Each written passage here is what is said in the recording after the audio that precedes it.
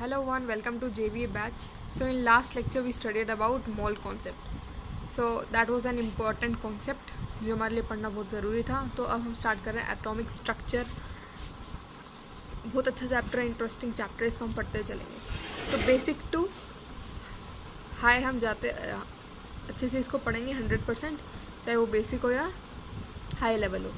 Atom के बारे में सबसे पहले पढ़ेंगे. एटम क्या होता है? Atom is the smallest particle of a substance which may or may not exist freely. इसका मतलब एटम कुछ नहीं, आपने छोटी क्लास में पढ़ा होगा कि एटम स्मॉलेस्ट पार्टिकल होता है. ठीक है, कोई भी मैटर है उसको हम सबसे छोटे उसको तोड़ते जाओ तो स्मॉलेस्ट पार्टिकल जो होता है, जहाँ तक हम उसको तोड़ सकते हैं, हम उसे एटम बोलते थे. ठीक है, तो atom is the smallest particle of a substance. एक सब्सटेंस का सबसे छोटा पार्टिकल क्या है? एटम है. विच may or may not exist freely. क्या तो एग्जिस्ट फ्रीली एग्जिस्ट कर भी सकता है और फ्रीली एग्जिस्ट नहीं भी कर सकता है. जैसे इनर्ट गैस की बात करूँ, ठीक है, इनर्ट गैसेस की जैसे बात करें तो यदि हम तो आता है इसमें helium, neon, argon, krypton, xenon, radon. ये सीक्वेंस में है.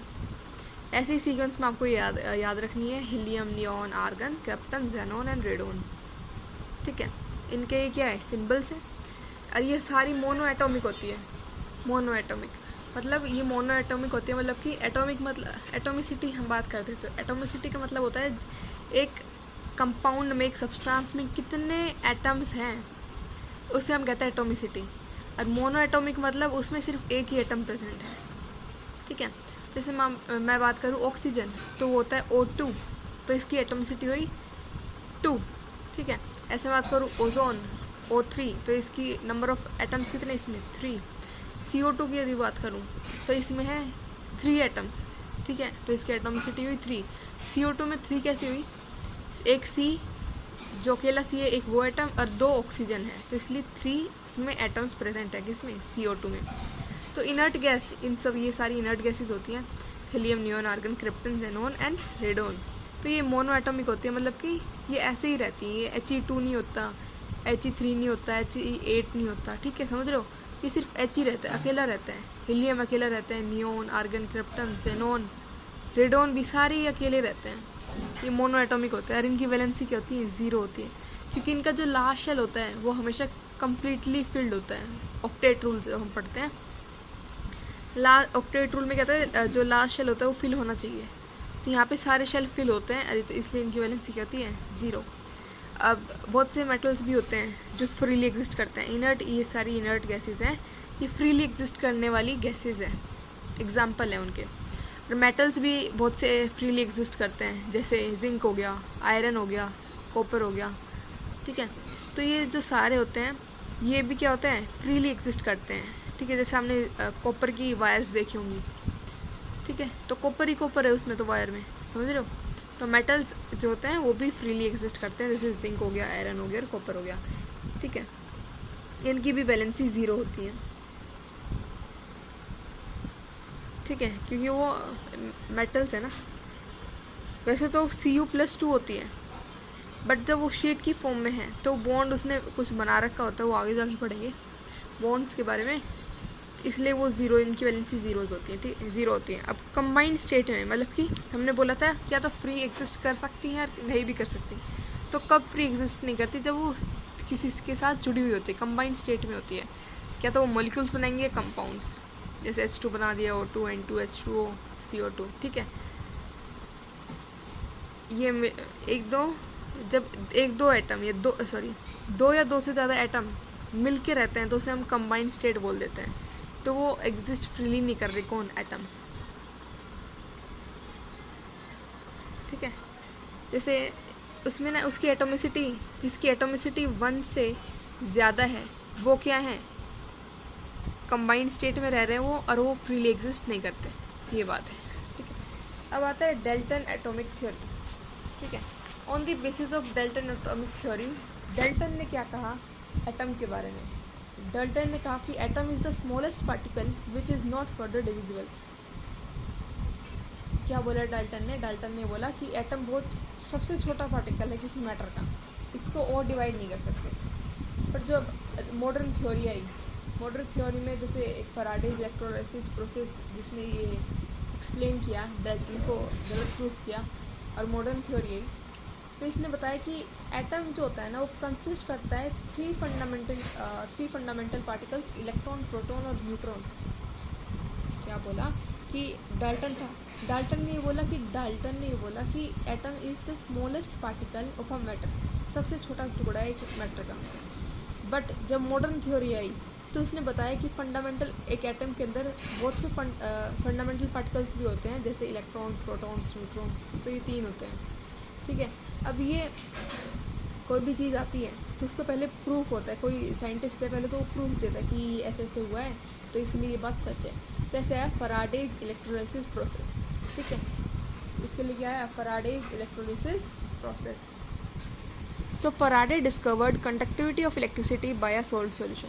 तो फैराडे ने क्या किया, एक सोल्ट सॉल्यूशन लिया। सोल्ट सॉल्यूशन किसका लिया, NaCl का, मोल्टन स्टेट में, और इसने डिस्कवर कर दिया कंडक्टिविटी ऑफ इलेक्ट्रिसिटी। आपने देखा होगा जब सोल्ट जब सॉल्यूशन की फॉर्म में होता है तो वो इलेक्ट्रिसिटी कंडक्ट करता है, वो सॉलिड स्टेट में कंडक्ट नहीं करता, ठीक है। तो फैराडे ने ये डिस्कवर किया कि जब वो सोल्ट सॉल्यूशन की फॉर्म में था तो उसमें से इलेक्ट्रिसिटी कंडक्ट हुई, और उसने बताया कि इस एक एटम से छोटे पार्टिकल्स भी होते हैं जो इस चीज़ को हेल्प कर रहे हैं इलेक्ट्रिसिटी को पास कराने में। तो यही एक चीज़ थी, एक एक्सपेरिमेंट था जिसकी वजह से डाल्टन की जो बात थी कि एटम सबसे स्मॉलेस्ट पार्टिकल है वो गलत हो गई, ठीक है। और मॉडर्न थ्योरी के हिसाब से तीन और फंडामेंटल पार्टिकल्स होते हैं, इसे बोलते हैं इलेक्ट्रॉन, प्रोटॉन और न्यूट्रॉन, जो कि एक एटम में ही रहते हैं। इलेक्ट्रॉन होते हैं बाहर की साइड और न्यूक्लियस होता है एटम के अंदर सेंटर पे, और जिसमें प्रोटॉन्स और न्यूट्रॉन्स पाए जाते हैं। अब जो फैराडे ने कंडक्टिविटी ऑफ मतलब कि ये जो इसने सेटअप किया था, जो इसका एक्सपेरिमेंट का जो सेटअप था वो ऐसा था, ठीक है। इसमें इसने क्या किया, एक ऐसे बीकर लिया, ये दो रोड्स लगा दी, ठीक है, और यहाँ पे बैटरी कनेक्ट कर दी, पॉजिटिव नेगेटिव टर्मिनल, और ये ऐसे कनेक्ट कर दी। तो ये जो पॉजिटिव से कनेक्टेड है ये बन गया एनोड, पॉजिटिव होएगा जो, और जो नेगेटिव से कनेक्टेड है वो नेगेटिव और कैथोड, ठीक है। अब ध्यान रखना, एनोड के ऊपर होती है ऑक्सीडेशन और कैथोड के ऊपर होती है रिडक्शन, ठीक है। इसकी शॉर्ट ट्रिक भी बता देते हैं अगर ऐसे याद नहीं रहता। तो आपने क्लास 10th में एक एक्सपेरिमेंट पढ़ा होगा जिसमें होता है H2 और O2। H2O होता है, H2O को जब हम इलेक्ट्रोलिसिस करते हैं, इलेक्ट्रोलिसिस ऑफ वाटर, तो उसमें से H2 अलग हो जाती है, O2 अलग हो जाती है। तो जो H2 होती है वो जाती है कैथोड की साइड, और जो ऑक्सीजन होती है वो जाती है पॉजिटिव की साइड। तो पॉजिटिव की साइड गई, ऑक्सीजन गई, तो ऑक्सीजन वहाँ पे गई, तो ऑक्सीजन का आना दैट इज़ ऑक्सीडेशन, तो इसलिए वहाँ पे ऑक्सीडेशन हुआ है। और कैथोड की साइड हाइड्रोजन गई थी, जिसकी वजह से वहाँ पे रिडक्शन हो गया है। तो ऐसे आप याद रख सकते हो, ठीक है। तो यहाँ पे क्या हुआ, हमने ग्रेफाइट की रोड्स ली कार्बन की, ठीक है, और इलेक्ट्रोलाइट लिया। इलेक्ट्रोलाइट मतलब किसका सॉल्यूशन है यहाँ पे, ठीक है, इसमें से हम इलेक्ट्रिसिटी पास कराएंगे, ठीक। और NaCl का हमने ये लिया, और वो भी मोल्टन स्टेट में हमारे पास प्रेजेंट था, ठीक है। तो ये जो पूरा सेटअप हमने बनाया, ये होता है इलेक्ट्रोलिटिक सेल। इस पूरे सेटअप को क्या बोलते हैं, इलेक्ट्रोलिटिक सेल। हमने क्या किया, एक बीकर लिया, बीकर के अंदर रोड्स डाले, उसको कनेक्ट कर दिया बैटरी से, उसमें क्या डाल दिया, इलेक्ट्रोलाइट, ठीक है, सॉल्यूशन डाल दिया, और इसी पूरे सेटअप को हम बोलते हैं इलेक्ट्रोलिटिक सेल, ठीक। अब होता क्या है, जब हमने NaCl डाला वो सॉल्यूशन की फॉर्म में है तो वो टूट जाता है Na पॉजिटिव और Cl नेगेटिव, ठीक है। जब हम इलेक्ट्रिसिटी पास कराएंगे तो क्या होगा, ये आयंस जो है वो इलेक्ट्रिसिटी को कंडक्ट करेंगे। तो NaCl होता है, इलेक्ट्रोलिसिस हुआ तो Na पॉजिटिव और Cl नेगेटिव बन जाते हैं। और क्या होता है, जैसे Cl नेगेटिव होता है वो जाता है एनोड के पास, और Na पॉजिटिव जो होता है वो जाता है कैथोड के साथ, क्योंकि Na पॉजिटिव है और कैथोड नेगेटिव है, तो positive negative attract. In similar way ऐसे ही जो क्लोरीन होता है वो नेगेटिव होता है और एनोड पॉजिटिव होता है, तो पॉजिटिव नेगेटिव अट्रैक्ट, ठीक है। इसलिए ये Cl नेगेटिव एनोड की साइड गया, Na पॉजिटिव कैथोड की साइड गया। तो Cl नेगेटिव ने क्या किया, अपने अंदर से एक ये दो Cl नेगेटिव आए, दो Cl नेगेटिव आए, उन्होंने अपने अंदर से 2 इलेक्ट्रॉन निकाल दिए। एक Cl ने एक इलेक्ट्रॉन निकाल दिया, दूसरे Cl ने एक इलेक्ट्रॉन निकाल दिया, तो ऐसे 2 Cl बन गए। ठीक है, तो ये दो 2 Cl है, तो इन्होंने कंबाइन करके बना दिया Cl2। Cl2 गैस होती है, Cl तो एग्जिस्ट ही नहीं करती। ठीक है, Cl हम कभी भी नहीं लिखते, हम Cl2 लिखते हैं, क्योंकि Cl2 रहती है, वो कभी भी सिंगल नहीं रहती, Cl नहीं रहती। ऐसी Na पॉजिटिव यहाँ पे आप देख रहे हो, Na पॉजिटिव क्या करता है, जो यहाँ पे 2 इलेक्ट्रॉन लूज हुए हैं ना, इसको अपनी साइड ले लेते भाई, मेरे को दे। तो ये 2 इलेक्ट्रॉन लेगा, 2 Na लेंगे, 2 Na पॉजिटिव, एक इलेक्ट्रॉन ले लेंगे अपना और बना देंगे 2 Na, और ये बन जाएगा सॉलिड स्टेट में सोडियम। ठीक है, ये होती है कैथोड पे रिएक्शन और ये होती है एनोड पे reaction. So this was the whole process about electrolysis. Understood? So till now we studied about 2 things. What is atom? Atom के बारे में हमने पढ़ा। Atom is nothing, atom is the smallest unit या smallest particle of a matter, of a substance बोल लो। ठीक है, जो फ्रीली एग्जिस्ट कर भी सकता है और नहीं भी कर सकता। फिर हमने इनर्ट गैसेस के बारे में पढ़ा, that was helium, neon, argon, krypton, xenon, radon. ठीक है, तो हमने ये सारी इनर्ट गैसेस के बारे में पढ़ा था। और फिर हमने कंबाइंड स्टेट के बारे में पढ़ा। फिर हमने पढ़ा डेल्टन की जो सोच थी एटम के ऊपर, फिर जो कि वो गलत प्रूफ हो गई थी, क्योंकि एक मॉडर्न थ्योरी आई जिसमें ये बताया गया कि 3 और फंडामेंटल पार्टिकल्स होते हैं, जिसे हम इलेक्ट्रॉन, प्रोटॉन और न्यूट्रॉन बोलते हैं। फिर एक फराडे का एक्सपेरिमेंट आया जिसकी वजह से ये रिजल्ट आया कि और भी फंडामेंटल पार्टिकल्स होते हैं। तो फराडे था जिसने डेल्टन की थ्योरी को गलत प्रूफ किया। ठीक है, डेल्टन की सोच को। अब आता है next is William crooks. William crooks was a person. ठीक है, इसने क्या किया, एक डिस्चार्ज ट्यूब बनाई, ऐसे कुछ एक करके इसने सेटअप बनाया जिसे हम बोलते हैं डिस्चार्ज ट्यूब। Discharge tube. ठीक है, तो विलियम क्रूक्स ने इन 1879 show conduction of electricity in a discharge tube through gases eight low pressure. और वो लो प्रेशर क्या था, 10⁻⁻² ATM। अभी क्या लिखा है ये समझो कि एक इंसान था, एक साइंटिस्ट थे विलियम क्रूक्स। उन्होंने 1879 में कुछ दिखाया हमको क्या दिखाया, उन्होंने इलेक्ट्रिसिटी को पास कराया एक डिस्चार्ज ट्यूब में से। ठीक है, और कब कराया, जब उसके अंदर गैसेस थी, और कब थी, एक लो प्रेशर में थी। Gases at low pressure were present there in the discharge tube. और जो लो प्रेशर था वो था 10⁻² ATM। ठीक है, अब ये इसका सेटअप था। ठीक है, ये अकेला नहीं था जिसने ये सब कुछ किया, सब कुछ डिस्कवर किया। कैथोड रेज भी आएंगी, एनोड रेज भी आएंगी, बहुत सी चीज़ें आएंगी इसके आगे। तो विलियम क्रूक्स ने सेटअप बनाया और थॉमसन ने इसे यूज़ किया था। थॉमसन ने इस सेटअप को यूज़ किया था। थॉमसन ने भी बहुत कुछ किया था, समझ रहे हो? तो यही है, क्या किया, एक ऐसे ट्यूब बनानी है। ठीक है, फिर यहाँ पे 2 इलेक्ट्रोड लगाने, एक होगा एनोड, एक होगा कैथोड, और बैटरी से वो कनेक्ट करेंगे। फिर ये पॉजिटिव से positive that is anode, and negative से नेगेटिव दैट इज़ कैथोड। ठीक है, ये पूरी डिस्चार्ज ट्यूब है जो कि हार्ड ग्लास से बनी होती है। ये बहुत इंपॉर्टेंट है कि डिस्चार्ज ट्यूब किससे बनी होती है, हार्ड ग्लास से। ठीक है, और हमने हाई वोल्टेज दी होगी। ठीक है, और यहाँ पे एक गैस फील्ड होगी एट लो प्रेशर, और वो लो प्रेशर कैसे हम क्रिएट करेंगे, वैक्यूम पंप की वजह से। वैक्यूम पंप लगा रखे जिससे हम जो प्रेशर है वो कम कर सकें। ठीक है, तो जो पहली बार जो गैस यूज़ की गई थी वो थी H2।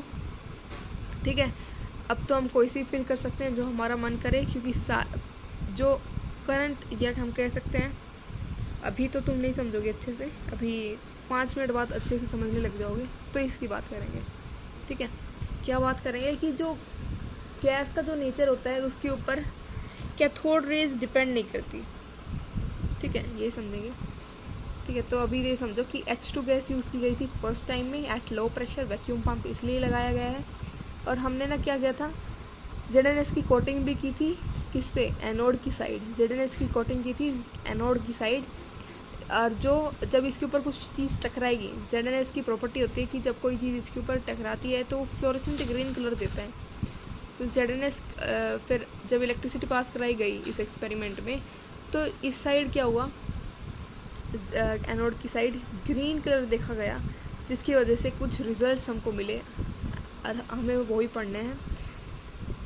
यहाँ पे वो रिजल्ट्स हैं। By the use of discharge tube, use किसने किया डिस्चार्ज ट्यूब का? That was J Thomson. तो by the use of discharge tube J Thomson can explain presence of negatively charged particles which are known as electrons. By the use of discharge tube, discharge tube जो थी वो बनाई William crooks ने। J Thomson ने उसके मदद से explain किया कि एटम्स मतलब कि उन्होंने ये एक्सप्लेन किया इस सेटअप से कि नेगेटिवली चार्ज पार्टिकल्स भी होते हैं नेचर में, जिन्हें हम अभी इलेक्ट्रॉन्स बोलते हैं, पहले उनको हम नहीं जानते थे। ठीक है। Bye the use of discharge tube की मदद से जे Thomson can explain, J Thomson ने एक्सप्लेन कर पाए क्या? Presence of negatively charge particle, कि नेगेटिवली चार्ज पार्टिकल भी होते हैं जिन्हें हम इलेक्ट्रॉन्स बोलते हैं। अब जो डिस्चार्ज ट्यूब होती है वो एक लॉन्ग हार्ड ग्लास ट्यूब होती है जो कि 60 सेंटीमीटर लॉन्ग होती है, इम्पोर्टेंट है। Sealed at both the ends, दोनों एंड से क्या होती है? सील्ड होती है और फिटेड होती है with 2 metallic electrodes named as anode and cathode. यही बात है, क्या बोली कि एक डिस्चार्ज ट्यूब होती है, डिस्चार्ज ट्यूब ये 60 सेंटीमीटर लॉन्ग होती है। ठीक है, हार्ड ग्लास की बनी हुई होती है, सील्ड होती है दोनों साइड से, और यहाँ पे कनेक्टेड होते हैं या फिटेड होते हैं 2 इलेक्ट्रोड्स। कौन से? मेटालिक इलेक्ट्रोड्स होते हैं जिन्हें हम एनोड और कैथोड बोलते हैं, एनोड एंड कैथोड। तो ये एनोड है, कैथोड है, ये इसमें चीज़ बताई गई है। जो डायग्राम है उसको हम लैंग्वेज में एक बार एक्सप्लेन करने की कोशिश कर रहे हैं। फिर हमने वैक्यूम पंप भी लगाया हुआ है। तो vacuum pump can be use to reduce the pressure of gas. इस चीज़ की हम बात कर चुके हैं कि वैक्यूम पंप हमने इसलिए लगाया ताकि हम प्रेशर को जो है रिड्यूस कर सकें। Gases can conduct electricity at low pressure. क्या होता है? गैसेस जो है वो गुड कंडक्टर होती है लो प्रेशर पर और बैड कंडक्टर होती है हाई प्रेशर पर। ये चीज़ बहुत इंपॉर्टेंट है, it's very very very important कि लो प्रेशर पर एयर जो होती है वो गुड कंडक्टर होती है और हाई प्रेशर पर बैड कंडक्टर होती है air. All right, so gases can conduct electricity at low pressure when electrodes are connected with high voltage. Gases electricity अपने अंदर से कंडक्ट करती हैं जब प्रेशर कम होता है, हाई वोल्टेज से वो जो मेटल्स होते हैं एनोड और कैथोड वो क्या होते हैं? हाई वोल्टेज से कनेक्टेड होते हैं। ठीक है, तो अब एक्सपेरिमेंट क्या था वो समझो कि एनोड था और कैथोड था। एनोड पॉजिटिव, कैथोड नेगेटिव, ये नीचे का पूरा सेटअप है। ठीक है, यहाँ पे अब सेटअप मत देखो, हम यहाँ पे देखो कि दिखाया क्या गया था। ये नीचे बैटरी लगा देना। ठीक है, अब हुआ क्या था? कैथोड से कुछ रेज निकल के आई, कैथोड से कुछ रेज निकल के आई, उनको नाम दिया गया कैथोड रेज, जो कि नेगेटिवली चार्ज थी, जो कि जे थॉमसन द्वारा बताया गया। ठीक है, और उस पार्टिकल को नाम दिया गया बाद में इलेक्ट्रॉन। ठीक है, जो ये कैथोड रेज थी वो नेगेटिव की साइड ऐसे जा रही थी, कैथोड से निकल रही थी, इसलिए इन्हें कैथोड रेज बोला गया, और एनोड की साइड ही जा रही थी। ठीक है, जिसकी वजह से यहाँ पे ZnS की कोटिंग थी और वो फ्लोरोसेंट ग्रीन कलर का भी हमें दिखाता है, पीछे चमक आई थी, जिसकी वजह से हमें पता चलता है कि कुछ चीज़ है, जिसकी वजह से जो एनोड पर टकरा रही है, जो कि कैथोड से ऑरिजिनेट हो रही है।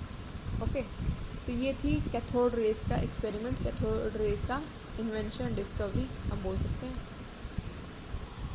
Next is properties of cathode rays, but before that हमने एक बात बताई थी कि जो H2 हमने सबसे पहले ली थी स्टार्टिंग में, अब क्या हम नाइट्रोजन ले सकते हैं या कोई और सी गैस ले सकते हैं? कोई भी गैस तो हाँ ले सकते हैं, और वो डिपेंड नहीं करेगा, मतलब कि उसकी वजह से कुछ भी ख़राब नहीं होगा। कैथोड रेज ही होंगी, कैथोड रेज के ऊपर इफेक्ट नहीं पड़ेगा यदि हम गैस का नेचर चेंज कर दे। तो हाइड्रोजन की जगह नाइट्रोजन ले ले तो कुछ फ़र्क नहीं पड़ेगा, कैथोड रेज ही रहेंगी। ठीक है, अब पढ़ते हैं प्रॉपर्टीज़ ऑफ कैथोड रेज के ऊपर। ठीक है, तो ये समझ आया ना कि जो कैथोड रेज का जो नेचर होता है वो डिपेंड नहीं करता गैस के नेचर के ऊपर। ठीक है, तो प्रॉपर्टीज़ ऑफ कैथोड रेज क्या होता है? It produce sharp shade of an object that is ray travel in a straight line. मतलब कि हमने क्या किया, इस डिस्चार्ज ट्यूब के अंदर ही हमने एक ऑब्जेक्ट रख दिया और हमने देखा कि उसकी जो शेडो थी वो बिल्कुल शार्प बन रही थी, जिसकी वजह से हमने ये बताया कि जो लाइट है जो मतलब कि लाइट मत बोलो, रे बोलो, जो रे है वो स्ट्रेट लाइन में ट्रैवल कर रही है, जिसकी वजह से हमें ये पता चला। ठीक है, next is light paddle wheel, जैसे आपका विंड मिल होता है उस टाइप से होता है, उसको भी डिस्चार्ज ट्यूब के अंदर रख दिया। ठीक है, is placed in their path, so wheel begin to rotate. जो हमने वो विंड मिल या लाइट पेडल व्हील रखा डिस्चार्ज ट्यूब के अंदर, तो रोटेट करने लगा, जिससे हमें पता चला कि जो रेज होती है वो मटेरियल पार्टिकल से बनी होती है, मतलब कि जो रेज है वो उसके पास कुछ ना कुछ मास है, वो मैटर है। ठीक है, मटेरियल पार्टिकल से बनी हुई है। ठीक है, third property is when electric field is applied on cathode raise, जब हमने इलेक्ट्रिक फील्ड लगाई डिस्चार्ज ट्यूब के अगल बगल, तो क्या हुआ, तो पॉजिटिव इलेक्ट्रोड की तरफ मुड़ गई। ठीक है, ऐसा क्यों हुआ, क्योंकि जो कैथोड रेज होती है, हमने बात करी कि वो इलेक्ट्रॉन से बनी होती है, वो कैथोड से ओरिजिनेट होती हैं, और वो इलेक्ट्रॉन से बनी हुई होती है। वो मटेरियल पार्टिकल्स क्या होते हैं, इलेक्ट्रॉन्स होते हैं। तो इलेक्ट्रॉन्स होते हैं नेगेटिवली चार्ज्ड। ठीक है, और unlike charges attract each other, और लाइक चार्जेस क्या होते हैं, वो रिपेल करते हैं। जैसे positive repel, positive negative attract. ठीक है, तो ऐसे ही पॉजिटिव नेगेटिव आ गया। नेगेटिव कौन, हमारी कैथोड रेज इलेक्ट्रॉन से बनी हुई, और जो पॉजिटिव हमने जो इलेक्ट्रिक फील्ड लगाई है उसका जो पॉजिटिव प्लेट है, ठीक है, तो वो दोनों अट्रैक्शन शो करते हैं, जिसकी वजह से जो हमारी कैथोड रेज थी वो किसकी तरफ डिफ्लेक्ट हो गई, टुवर्ड्स पॉजिटिव इलेक्ट्रोड। तो ये चीज़ लिखी है, when electric field is applied on cathode rays then they deflect towards positive electrode plate, electrode कह लो, प्लेट कह लो, जो भी कहना चाहो, that is cathode rays are made up by negatively charge particles. ठीक है, जब ये डिफ्लेक्ट हुई तो उससे पता चला कि जो कैथोड रेज है वो नेगेटिव पार्टिकल से बनी हुई है। समझ रहे हो, मतलब कि जब थॉमसन ने ये एक्सपेरिमेंट किया तो उसने डिस्चार्ज ट्यूब के अराउंड क्या लगा दिए, इलेक्ट्रिक फील्ड लगा दी। इलेक्ट्रिक फील्ड लगाई तो उसमें जो पॉजिटिव इलेक्ट्रोड की तरफ जो रेज थी वो पॉजिटिव इलेक्ट्रोड की साइड डिफ्लेक्ट हो गई, जिसकी वजह से पता चला कि जो हमारी सी आर है, मतलब कि कैथोड रेज है, वो नेगेटिवली चार्ज पार्टिकल से बनी होती है, जिन्हें आज हम इलेक्ट्रॉन बोलते हैं। ठीक है, अब ये क्या है, जैसे एक हमने बात कर ली कि इलेक्ट्रिक फील्ड लगाते हैं तो किस साइड मुड़ता है, पॉजिटिव इलेक्ट्रोड की तरफ, और यदि हमने मैग्नेटिक फील्ड लगा दी तो वो मुड़ जाएगा नॉर्थ पोल की तरफ। When C R, cathode rays पर हम क्या लगाते हैं, सी आर पर, मतलब कैथोड रेज पर जब हम मैग्नेटिक फील्ड लगाते हैं तब जो इलेक्ट्रॉन होता है वो नॉर्थ पोल की साइड क्या करता है, डिफ्लेक्ट करता है। जो इलेक्ट्रॉन होता है नॉर्थ पोल की तरफ वो डिफ्लेक्ट करता है इन अ मैग्नेटिक फील्ड। ठीक है, तो जैसे ये वाई एक्सिस है, पहले 2 पॉइंट क्लियर हो गए, दैट इज़ इलेक्ट्रिक फील्ड में किधर होगा, दैट इज़ पॉजिटिव, और यदि हमने मैग्नेटिक फील्ड लगाई तो नॉर्थ पोल की साइड डिफ्लेक्ट होगा। Okay, so that's clear. अब देखो, यदि हमने दोनों चीज़ लगा दी, मान लो वाई एक्सिस पर हमने लगा दिया, यहाँ पॉजिटिव वाई में हमने प्लस मतलब कि पॉजिटिव इलेक्ट्रोड लगा दिया, और ये क्या है, इलेक्ट्रिक फील्ड है, और नेगेटिव वाई पर हमने नेगेटिव प्लेट लगा दी। ठीक है, और जो जेड होता है, मतलब कि जो आउट ऑफ द पेज हम बोलते हैं, या आउटवर्ड जिसे हम बोलते हैं, फॉर एग्जांपल अगर ये वाई है, ठीक है, ये पेन की जो ऐसे आप ये देख रहे हो वर्टिकल फॉर्म में, तो ये वाई है मान लो।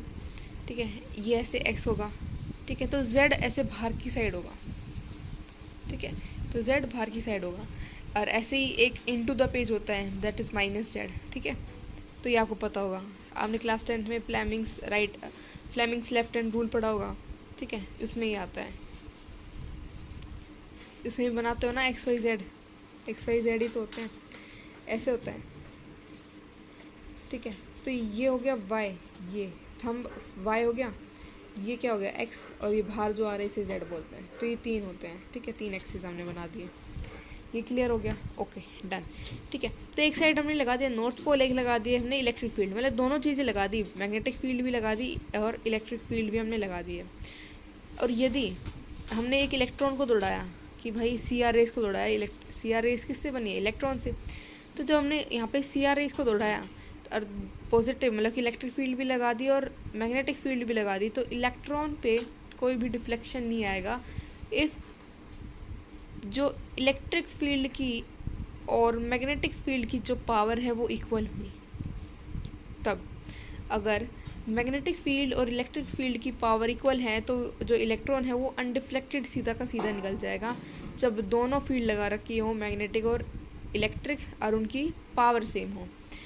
पर अगर यदि इलेक्ट्रॉन एंड मैग्नेटिक फील्ड की जो पावर है वो अनइक्वल हो जाए, नॉट इक्वल, ठीक है, तो वो जिगजैग मूवमेंट करेगा, कौन, इलेक्ट्रॉन, ठीक।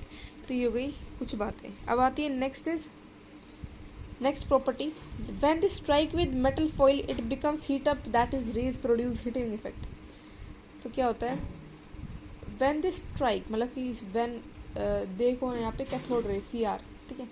तो जब कैथोड रेज स्ट्राइक करती है मेटल फॉइल पर, मेटल कोई भी मेटल फॉइल ले लो थिन सा, तो जो स्ट्राइक करती है मेटल फॉइल पर तो वो हीट अप हो जाता है, ठीक है, इट बिकम्स हीट अप, ठीक है, वो हीट हो जाता है, it become heat up, that is raise produce heating effect. जिस सैंपल देता है कि रेज जो है हीटिंग इफेक्ट प्रोड्यूस कर रही है। हमने क्या किया, जो CR कैथोड रेज थी उनको मेटल फॉइल पर उसको टकराया, स्ट्राइक कराया, तो क्या हमने देखा, उसको मानो हमने टच किया, ठीक है, तो हमें एक टेम्परेचर इंक्रीज हो गया, मतलब कि वो जो मेटल फॉइल था उसका वो हीटअप हो गया था, ठीक है, जिससे हमें पता चला कि जो ये रेज होती हैं ये हीटिंग इफेक्ट भी प्रोड्यूस करती हैं, जैसे ये मेटल हमारा गर्म हो गया है, ठीक है।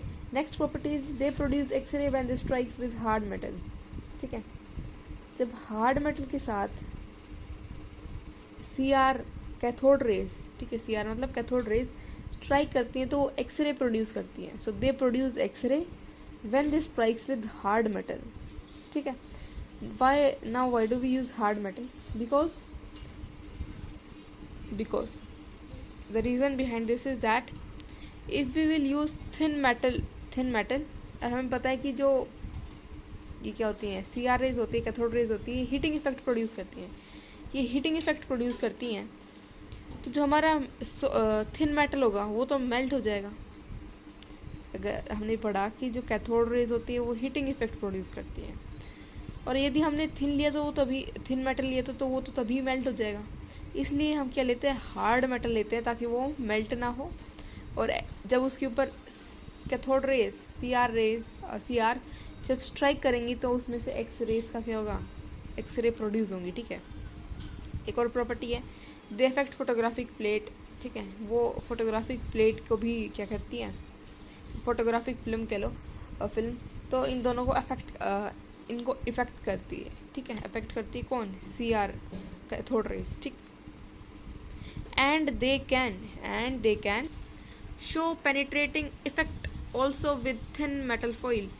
और ये पेनिट्रेटिंग इफेक्ट मतलब अगर मैंने कोई चीज़ लगा दी, मान लो for example just a second,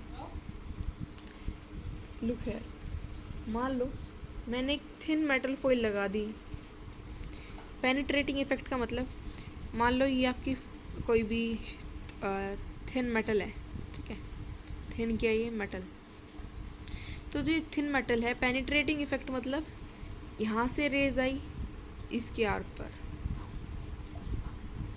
ठीक है, और मतलब कि पेनिट्रेटिंग मतलब इधर से आई और इसके पार, ठीक है।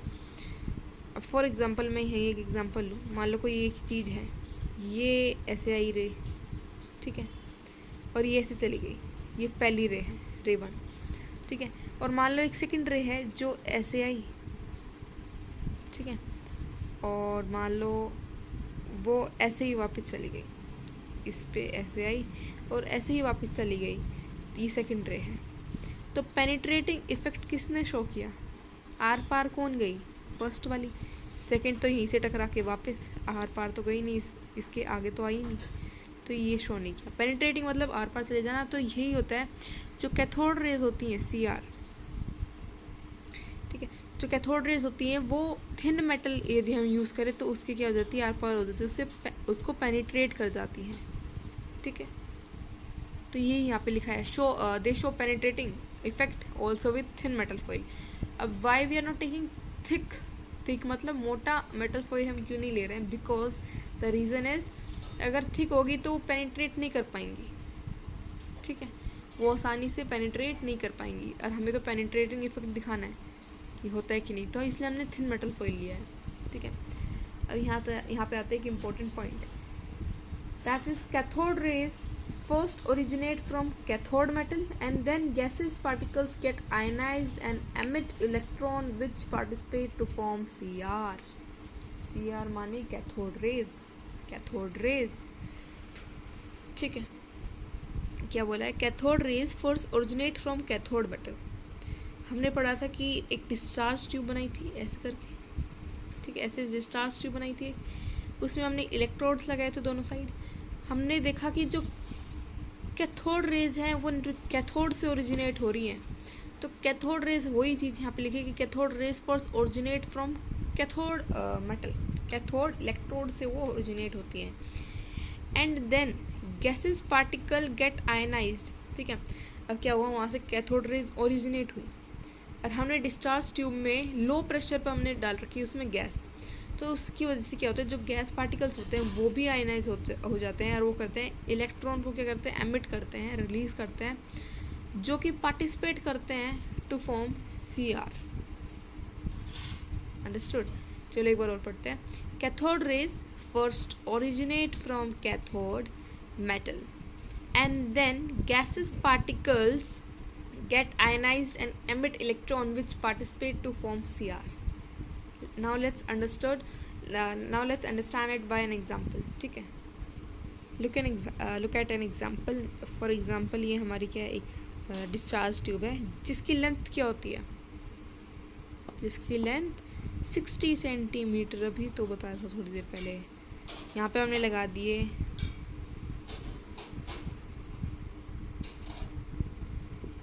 ये, ठीक है, हमने यहाँ पे बैटरी से कनेक्ट कर दिया। ये पॉजिटिव से जो कनेक्टेड होता है उसे हम बोलते हैं एनोड, और जो नेगेटिव से होता है उसे हम बोलते हैं कैथोड। पता है भाई हमें ये, ठीक है। अब इसने क्या बोला कि जैसे यहाँ से क्या हुआ, ये मेटल जो है, ये कैथोड मेटल मतलब कि कैथोड इलेक्ट्रोड से क्या हुआ, इलेक्ट्रॉन्स मतलब कैथोड रेज, इलेक्ट्रॉन्स माने इलेक्ट्रॉन्स ही तो बनी है कैथोड रेज, तो यहाँ से कैथोड रेज क्या हुई, इमर्ज हुई, प्रोड्यूस हुई, और फिर जो यहाँ पे हमने गैस डाल रखी थी जो भी थी हमारे पास, वो भी क्या हुई, आयनाइज हुई, जिसकी वजह से इलेक्ट्रॉन्स निकले और इलेक्ट्रॉन्स आए, और उन इलेक्ट्रॉन्स की वजह से क्या हुआ, कैथोड रेज की, देखो पहले तो कैथोड रेज बन गई थी, फर्स्ट प्राइमरी प्रोड्यूसर, या हम बोले सबसे पहले कैथोड रेज कहाँ से प्रोड्यूस हुई, तो हम बोलेंगे कैथोड इलेक्ट्रोड से, कैथोड से, ठीक है। और सेकंड मतलब कि दूसरी बार कहाँ से कैथोड रेज मतलब कि इलेक्ट्रॉन्स कहाँ से बने, by ionisation of a gas present in discharge tube, चाहे वो हाइड्रोजन हो चाहे वो ऑक्सीजन हो। तो इन जो गैसेज है ये भी आयनाइज होंगे क्योंकि कैथोड रेज है, ठीक है, इनके पास इलेक्ट्रॉन है, जिसकी वजह से क्या होगी, जो H2 प्रेजेंट है, जो भी गैस है वो क्या होगी, आयनाइज होगी, और उस आयनाइजेशन की वजह से इलेक्ट्रॉन्स एमिट होंगे, एमिट मतलब कि निकलेंगे उस गैस से, जिसकी वजह से कैथोड रेज क्या होंगी, फॉर्म होंगी ना। फॉर एन एग्जांपल मान लो मैंने H2 ले लिया, H2 मतलब कि H2 है, हाँ ठीक है, H2 ले लिया, कैथोड से निकले CR प्राइमरी, ठीक है, H2। अब उसने करा क्या, H2 गई, H2 के पास H2 को आयनाइज कर दिया, H2 को आयनाइज किया, H पॉजिटिव प्लस इलेक्ट्रॉन, इसकी बैलेंसिंग, ठीक है। तो इसने क्या कर दिया, 2 इलेक्ट्रॉन्स को एमिट कर दिया, इसको क्या कर दिया, 2 इलेक्ट्रॉन्स को। तो जो ये 2 इलेक्ट्रॉन्स है ना, ये पार्टिसिपेट करते हैं किसको बनाने में, CR बनाने में, कैथोड रेज। तो ये एग्जाम्पल है, क्या लिया, कैथोड जो मेटल है उससे CR कैथोड रेज निकली, और क्या हुआ, जो यहाँ पे गैस प्रेजेंट थी जो भी थी वहाँ पे उसकी आयनाइजेशन हुई, उसकी आयनाइजेशन की वजह से इलेक्ट्रॉन्स निकले, और जिन इलेक्ट्रॉन्स ने पार्टिसिपेट किया कैथोड रेज की फॉर्मेशन में, कैथोड रेज की फॉर्मेशन में उसमें हेल्प किया। So that's all for today. So what we discussed, so I hope you understood what I told you till now, alright. तो सबसे पहले हमने पढ़ा एटम, फिर एटम के बाद हमने पढ़ा एक डाल्टन आया, एक इंसान साइंटिस्ट है जिसने कुछ थ्योरीज दी, क्या दिया कि एटम इंडिविजिबल है, उसको और नहीं तोड़ सकते। फिर फैराडे आया, फैराडे ने उसमें मॉडर्न थ्योरी में वो क्या उसने इलेक्ट्रोलिसिस करा। इलेक्ट्रोलिसिस के बाद हमने कैथोड रेस पढ़ी, इलेक्ट्रॉन्स पढ़े। कैथोड रेस के बाद हमने क्या पढ़ा, जे थॉमसन, विलियम क्रूक्स, और कैथोड रेस की हमने प्रॉपर्टीज़ कंप्लीट की हैं, ठीक है। So in the next lecture we will continue. Till then thank you and revise the lectures, ये कॉन्सेप्ट जो भी हमने अब तक पढ़े हैं, ठीक है। That is like mole concept which is an very important concept. Second is we are starting with this lecture, that is of structure of atom. Maintain consistency, ठीक है। JVA बैच में everything will be covered slowly and gradually. You need not to worry. You need